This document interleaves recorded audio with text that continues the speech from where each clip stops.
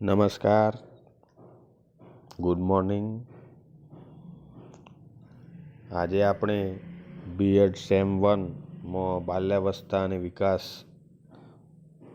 પેપરની અંદર અભિપ્રેરણા ચેપ્ટર વિશે ચર્ચા કરીશું. અભિપ્રેરણાનો અર્થ સંકલ્પના અને તેમાં પણ સિદ્ધિ પ્રેરણા વિશેની ચર્ચા કરીશું. તો સૌપ્રથમ આપણે જોઈએ તો અભિપ્રેરણા એટલે શું? તો અભિપ્રેરણા એ લક્ષ્ય તરફ દોરી જતી વ્યક્તિની આંતરિક સ્થિતિ છે જે નિશ્ચિત ધ્યેય તરફ દોરી જાય છે.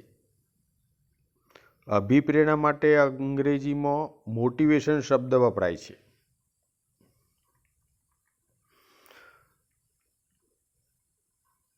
એ લેટિન ભાષામાંથી ઉતરી આવેલો છે.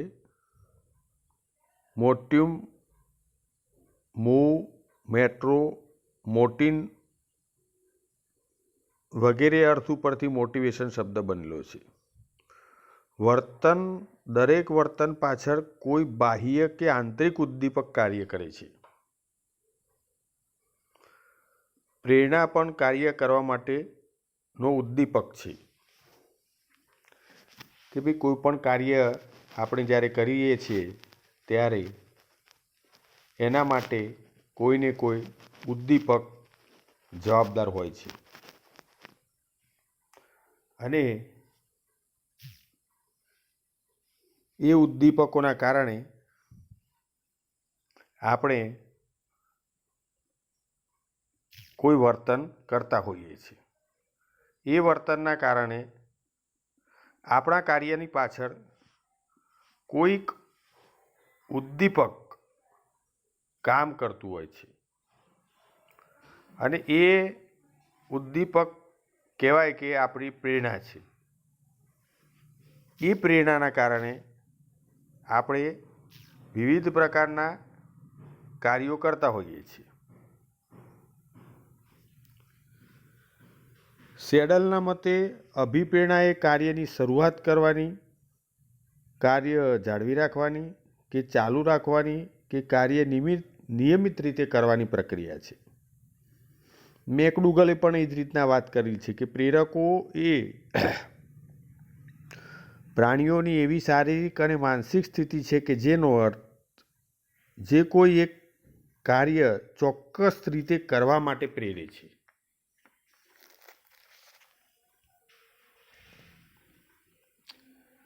ક્રો અને ક્રોના મુજબ પ્રેરણા એ વ્યક્તિમાં અધ્યયન માટે રસ પેદા કરે છે અને તેથી જ અધ્યયન માટેનું કેન્દ્રીય તત્વ છે. આમ જુદા જુદા મનોવૈજ્ઞાનિકોએ અને શિક્ષણશાસ્ત્રીઓએ પ્રેરણાને કોઈપણ કાર્ય માટેની ઉત્તેજન કરવાની એક પ્રયુક્તિ તરીકે ઓળખાવી છે. પ્રેરણાને લીધે વ્યક્તિ કાર્ય કરવા માટે પ્રેરાય છે અને તે કાર્યનો પ્રારંભ કરે છે અને તે પ્રકારે વર્તન કરવા માટે દોરાય છે અને અંતે એ પોતાની કહેવાય કે ભાઈ જરૂરિયાતો, ઈચ્છાઓ વગેરે એના લક્ષ્ય પ્રાપ્તિ સુધી પહોંચે છે. હવે આ પ્રેરણાને અસર કરતા કેટલાક પરિબળો જોઈએ. તો પ્રેરણાને અસર કરતા મુખ્ય પરિબળોના બે વિભાગ પાડવામાં આવ્યા છે. આંતરિક પ્રેરક બળો અને બાહ્ય પ્રેરક બળો. તો આંતરિક પ્રેરક બળોમાં જોઈએ તો હેતુ અને ધ્યેય કે ભાઈ કોઈ પણ કાર્ય એ હેતુ કે ધ્યેય ને વેગ આપવા માટેનું પ્રેરક બળ છે. કોઈ પણ કાર્યનો વેગ આપવા માટેનું કામ એ આપણે કોઈ પણ કાર્ય અથવા તો કહેવાય કે જેના હેતુઓ ચોક્કસ હોય, કોઈ પણ કાર્ય હેતુ વગર થતું નથી. તો ધ્યેય અને હેતુ એ કાર્યના પ્રેરક બળો કહેવામાં આવે છે. બીજું છે અહમની જાળવણી કે અહમની સંલગ્નતા. દરેક વ્યક્તિને પોતાનું સન્માન અને મોભો જાળવવો ગમે છે. કોઈ પણ કાર્ય આપણે આપણો અહમ અથવા તો આપણે મોભાની સંવેદનશીલતાના કારણે કરતા હોઈએ છીએ. અહમ ન ગવાય એ માટે આપણે અહમનો આદર થાય એ માટે આપણે વિવિધ પ્રવૃત્તિઓનું ચાલક બળ એ પ્રેરણા છે. ત્રીજું છે સિદ્ધિની જરૂરિયાત. દરેક વ્યક્તિમાં કોઈને કોઈ પ્રકારની આકાંક્ષા એ બળવત પ્રબળ હોય છે અને વ્યાપક સ્વરૂપે જોવા મળે છે. કે આપણને કહેવાય છે કે ભાઈ સિદ્ધિ ગમે છે. દરેક વ્યક્તિને કહેવાય કે ભાઈ એના પરિવારો, મિત્ર મંડળ કે બધામાં એ સિદ્ધિ એને મળે કે ભાઈ સારા ટકા મેળવીએ, distinction, first class, college first, university. આ સિદ્ધિની જરૂરિયાત દરેક વ્યક્તિની અંદર હોય છે. એના દરેક ક્ષેત્રની, આપણે શૈક્ષણિકની વાત તો ખરી જ, પણ સાથે સાથે એના પોતાના ક્ષેત્રમાં ગાયક કલાકાર હોય તો એ ગાવામાં ઊંચી સિદ્ધિ મેળવવા માગતો હોય, રમતવીર હોય તો તમે જુઓ તો ભાઈ રમતવીર સદી મારવામાં, બેવડી સદી મારવામાં, વિકેટો લેવામાં, આ બધી સિદ્ધિ છે. તો સિદ્ધિની જરૂરિયાત એ વ્યક્તિને હોય છે અને એ પ્રેરણાનું કહેવાય કે પ્રેરણા બળ છે એક પ્રકારે, એના પર એની અસર થતી હોય છે. સિદ્ધિ એ પ્રગતિનું જ્ઞાન છે. દરેક વ્યક્તિ પોતે જે કાર્ય હાથ ધર્યું હોય તેમાં કેટલી પ્રગતિ થઈ તે જાણવા ઉત્સુક હોય છે અને આ જાણકારીને જ્ઞાન વધુ ઉત્સાહભેર કરવા માટે તેને પ્રેરણા પૂરી પાડે છે. ઉત્તરોત્તર સફળતા મળવાની દિશામાં પ્રેરક બળો એ અભિપ્રેરણાના અસર કરતા પરિબળો છે. વધુમાં વધુ આપણે કોઈ પણ કાર્ય માટે પહેલાં કહેવાય કે ભાઈ પ્રયત્નો કરીએ છીએ અને એમાં આપણે સિદ્ધિ મેળવવાનો પ્રયત્ન કરતા હોઈએ છીએ. ક્યારેક આપણે વધુ પ્રયત્નો કરીને એ કામ અધવચ્ચે પણ છોડી દેતા હોય છે. આમ પરિસ્થિતિ વગેરે એ વ્યક્તિને સિદ્ધિ મેળવવાનું એક કહેવાય કે એનું જ્ઞાન આપે છે. પાંચમું છે રસ, વલણ અને અનુકરણ. જેમાં વ્યક્તિને રસ અને અભિરુચિ હોય તે કાર્ય કરવામાં તેને આપમેળે ઉત્સાહ અને ખંત બતાવે છે.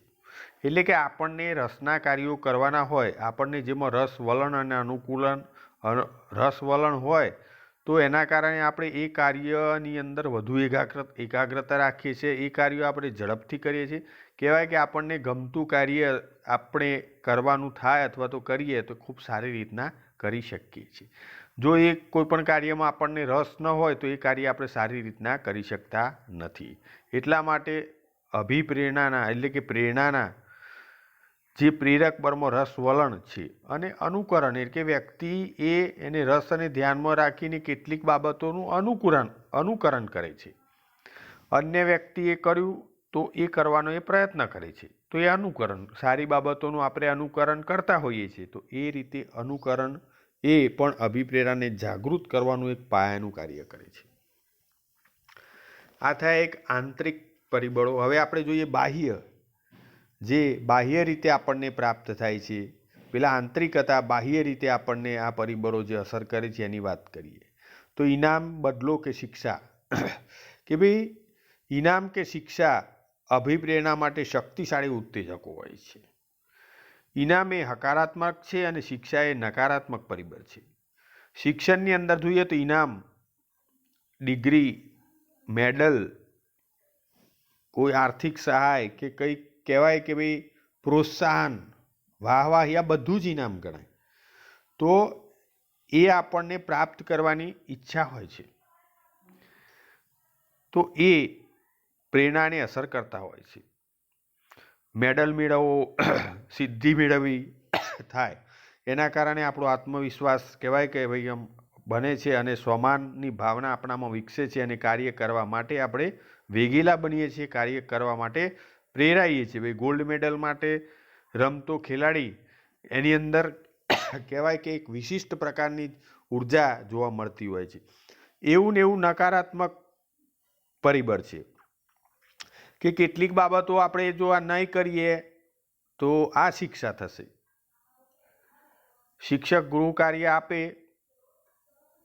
વિદ્યાર્થી ઘેર જઈને જોયે કે ભાઈ આ નહીં કરીશું તો કાલે અંગૂઠા પકડવા પડશે અથવા તો શિક્ષકનો કહેવાય કે ભાઈ માર ખાવો પડશે, અથવા તો કહેવાય કે ભાઈ એના જે ટોણા અથવા તો આપણનું અપમાન કરે એ પણ એક શિક્ષા છે. તો એ બધા નકારાત્મક પરિબળો છે. તો આ બધા જ પરિબળો, આ બધી બાબતો એ કહેવાય કે અભિપ્રેરણાને અસર કરે છે. એટલે કે ઇનામ અને શિક્ષા બંને બાબતો એ પ્રેરણાને વેગીલું બનાવે છે. શિક્ષાના ડરે આપણે કાર્ય સારું કરીએ છીએ. બીજું છે હરીફાઈ અને સ્પર્ધા. તો હરીફાઈ અને સ્પર્ધા એ પ્રેરણાનો સ્ત્રોત છે. વ્યક્તિ એ તંદુરસ્ત હરીફાઈ કરવા માટે ટેવાયેલો છે. હરીફાઈની અંદર રહેવું અને કહેવાય કે સ્પર્ધક બનવું એ પ્રેરણાનું એક પરિબળ છે. આપણે કોઈ પણ વસ્તુની અંદર જ્યારે હરીફાઈ હોય, જ્યારે નંબર આપવાના હોય, ત્યારે એમાં આપણે જોડાઈએ, એ આપણી એક પ્રેરણાનું પરિબળ છે. વખાણ કે ઠપકો, ત્રીજું પરિબળ છે વખાણ કે ઠપકો. તો આપણે કોઈ પણ કાર્યના અસર કરતા પરિબળોમાં શક્તિશાળી પરિબળ એ વખાણ છે કે ભાઈ વ્યક્તિના વખાણ થશે, એ કામ કરશે, સારું કરશે તો એની વાહવા થશે, એના વખાણ થશે, એના કામની ગણના થશે, એના કામની કહેવાય કે ભાઈ ઉપયોગિતા છે, એના કારણે વ્યક્તિની ઓળખ એના કામ થકી થશે અને એના કારણે એ કાર્ય કરવા પ્રેરાય છે. એવું ને એવું ઠપકું કે ભાઈ કોઈ પણ કાર્ય આપણે નહીં કરીએ તો આપણને ઠપકો પ્રાપ્ત થશે, કહેવાય કે ભાઈ એક પ્રકારની શિક્ષા પ્રાપ્ત થશે. તો એ ઠપકો ન મળે એટલા માટે આપણે એ કાર્ય કરતા હોઈએ છીએ. ચોથું છે દ્રશ્ય શ્રાવ્ય સાધનો, યોગ્ય અસરકારક પદ્ધતિઓ અને પ્રયુક્તિઓને અભિગમો. તો આ પરિબળ અધ્યયન અધ્યાપનની પ્રક્રિયામાં અભિપ્રેરણા પૂરી પાડે છે. દ્રશ્ય શ્રાવ્ય સાધનોનો ઉપયોગ કરી જ્યારે શિક્ષક આપણને અસરકારક પદ્ધતિથી શિક્ષણ આપવાનો અભિગમ ધરાવે છે, એવા તમે વિદ્યાર્થીની અંદર કહેવાય કે ભાઈ અધ્યયનનો એક રસ જાગૃત થાય છે. એવા સાધનો લઈને શિક્ષક આવે ને એના દ્વારા જ્યારે ભણાવતો હોય તો એવા સમયે કહેવાય કે ભાઈ કહેવાનો મતલબ કે એ પ્રેરાય છે, અભિપ્રેરિત થાય છે શિક્ષણ મેળવવા માટે, અને એને એ અસરકારક પદ્ધતિનો ઉપયોગ થાય છે.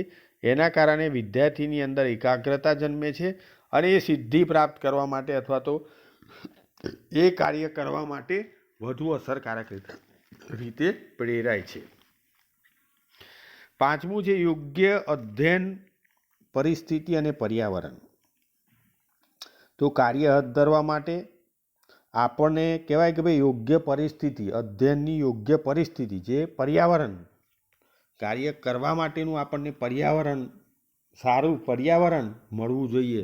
એ પર્યાવરણ મળે તો આપણને કહેવાય કે જેવું વાતાવરણ, તો એવું વાતાવરણ મળે એના કારણે વ્યક્તિ એ કાર્ય કરવા માટે પ્રેરાતો હોય છે. અને અધ્યયનની પરિસ્થિતિ કહેવાય કે સર્જાય, એ પ્રકારની પરિસ્થિતિ સર્જાય, એ પ્રકારનું પર્યાવરણ સર્જાય તો આપણે એ કાર્ય કરવા માટે પ્રેરાતા હોઈએ છીએ. કાર્ય કરવા માટે આપણે નિયમિત રીતે એને પૂરું પાડવાનો પ્રયત્ન કરતા હોય, એવી સુવિધાઓ આપણને પ્રાપ્ત થાય, એવું વાતાવરણ આપણને પ્રાપ્ત થાય, સાનુકૂળ વાતાવરણ એટલે કે અનુકૂળ વાતાવરણ એ પ્રકારનું ઊભું થાય તો આપણે એ માટે પ્રેરાતા હોઈએ છીએ. તો આ પ્રેરણાના કહેવાય કે બાહ્ય અને આંતરિક પરિબળો આપણે જોયા.